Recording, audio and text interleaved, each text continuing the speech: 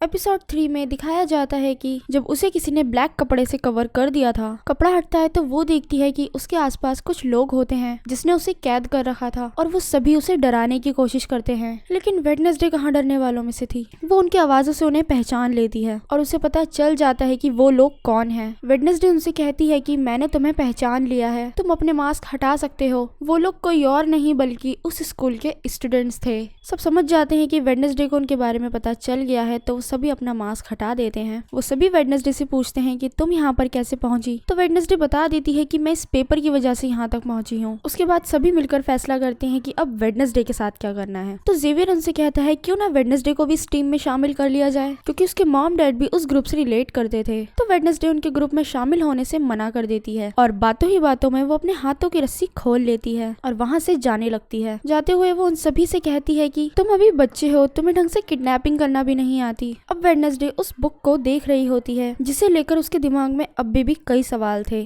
कि वो लड़का मरने के बाद दोबारा जिंदा कैसे हुआ, या फिर वो राक्षस जंगल में क्यों घूम रहा है। स्कूल के अगले दिन प्रिंसिपल स्टूडेंट्स को शहर लेकर जा रही होती हैं, जिस पर उन्हें कुछ टिकट्स मिलते हैं। उन्हें उस टिकट्स के मुताबिक उन्हीं दुकानों में जाकर के काम करना था। अब एनिड तो पिलग्रिम्स में जा रही होती है, तो इस वजह से वो बहुत खुश भी थी। अभी तक वेडनेसडे को नहीं पता था कि वहाँ पर क्या होगा, और तभी वहाँ पर वेडनेसडे के पास प्रिंसिपल आती हैं और उससे कहती हैं कि मुझे तुम्हारा गिटार बजाना बहुत पसंद आया और वहाँ के फंक्शन पर तुम ही गिटार बजाओगी। जिस पर वेडनेसडे प्रिंसिपल को मना नहीं कर पाती। उसके बाद सभी बच्चे उस जगह पर पहुंच जाते हैं और वेडनेसडे जेवियर के पास जाती है और उससे पूछती है कि कल रात तुम इस कागज को देखकर शॉक क्यों नहीं हुए। जिस पर जेवियर बताता है कि मैं इस कागज को पहले देख चुका हूँ उस लड़के की डेस्क पर। जब मैंने उससे इस कागज के बारे में पूछा तो वो मुझ पर बहुत गुस्सा हो गया था, और उस कागज में जो सामने की तरफ इंसान खड़ा है मैं उसे भी जानता हूँ। वो कोई और नहीं, जोसेफ क्रैकस्टोन है। उसे यहाँ पर बड़ी हस्तियों में माना जाता है। जिस पोस्टर पर जेवियर उस फोटो को दिखा रहा होता है उस पर पिलग्रिम्स वर्ल्ड लिखा था। अब वेडनेसडे को पिलग्रिम्स वर्ल्ड में जाना था, जिसके लिए वो इनिड के पास जाती है और उसे लालच देकर उससे उसका टिकट एक्सचेंज पर मांग लेती है, और इनिड भी मान जाती है। अब वेडनेसडे पिलग्रिम्स वर्ल्ड में जाती है।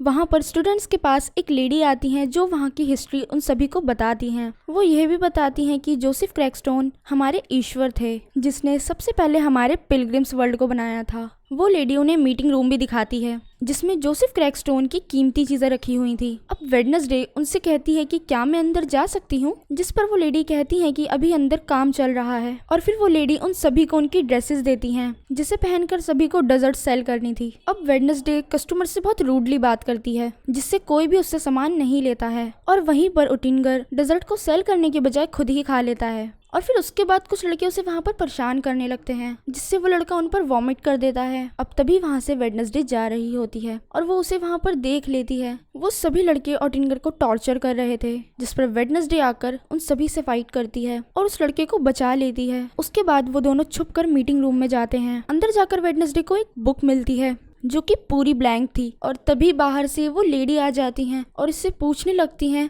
कि तुम यहाँ क्या कर रही हो। जिस पर वेडनेसडे कहती है तुम लोग सबसे झूठ बोल रहे हो, ये जोसेफ क्रैकस्टोन की बुक नहीं है। जिस पर वो लेडी कहती है कि उनकी बुक कुछ दिनों पहले चोरी हो गई थी। अब वेडनेसडे को वहाँ से कुछ भी सुराग नहीं मिला था। अब वो रेस्टोरेंट में जाती है टाइलर के पास और वो उससे जोसेफ क्रैकस्टोन के पुराने वाले मीटिंग हाउस के बारे में पूछती है, जहाँ पर टाइलर उसे पुराना वाला मीटिंग रूम दिखा देता है। उसके बाद वेडनेसडे अकेले उस जंगल में जाकर के उस मीटिंग रूम तक पहुँच जाती है। मीटिंग रूम में पहुंचकर वो देखती है कि उसे वहाँ पर एक बुजुर्ग आदमी मिलता है जो कि उसे वहाँ से भगाने की कोशिश करता है, जिससे वो उस हाथ की मदद से उसे उस जगह से भागने पर मजबूर कर देती है। अब वहाँ पर वो चीजों की चेकिंग करना स्टार्ट कर देती है, लेकिन उसे वहाँ पर भी कुछ खास सबूत नहीं मिलता जिससे वो मॉन्स्टर तक पहुँच सके। और तभी वो हाथ वेडनेसडे से कहता है कि तुम यहाँ की सारी चीजों को टच करना शुरू कर दो, जिससे शायद तुम्हें कोई विजुअल दिखाई दे। अब वेडनेसडे बहुत कोशिश करती है लेकिन उसे कुछ दिखाई नहीं देता। अब वहाँ से जाते वक्त वेडनेसडे दरवाजे को छू देती है, जिससे वो पास्ट में चली जाती है। वहाँ पर वो देखती है कि उसी के जैसी सेम लड़की जो कि उसकी पूर्वज थी,